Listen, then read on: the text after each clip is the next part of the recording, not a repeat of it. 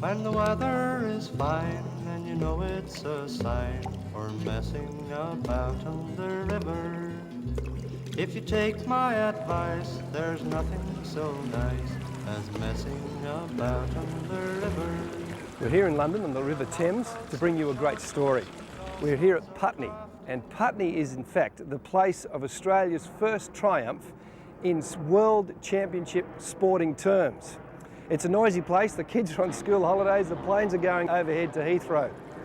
In the 1870s, Edward Trickett came here and sculled on the Putney to Mortlake course and beat Sandler to be the first world champion sculler for Australia. But in fact, he was the first world champion of any sport for Australia. Trickett was born in Sydney in 1851. He grew up in the Woolwich area and began a love for sport and a love for sculling.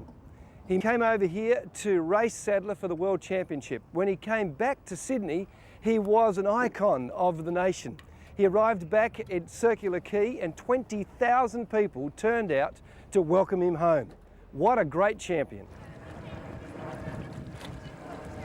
Trickett became an Australian sporting superstar. He was lauded and honoured across the nation.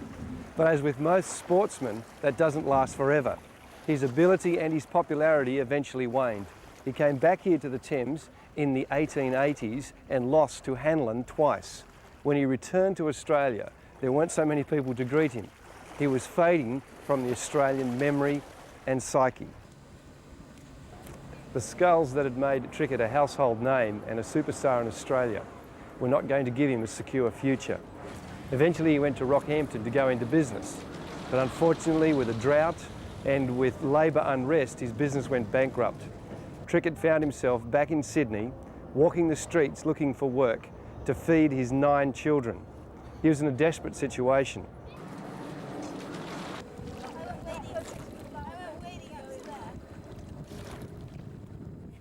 One night as he walked the streets, Trickett came across a large crowd. They were listening to a barrister speak. The barrister's name was Mr. Field. The barrister was explaining how Jesus can make a difference in your life.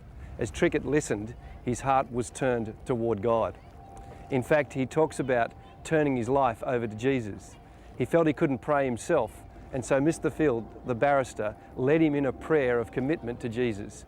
He prayed that his sins would be forgiven. He prayed that his life would be renewed. He said of himself that in that moment he became a new person. Trickett went on to join the Salvation Army. He went down to Moama, where he worked on the bridge between New South Wales and Victoria when they were 2 different colonies. He was talked about as someone who would study his Bible, who would share his faith with whoever he could, who would carry his Bible and his drum under his arm each night as he went off to Salvation Army meetings. Trickett was a man who found new faith and new life in Jesus Christ.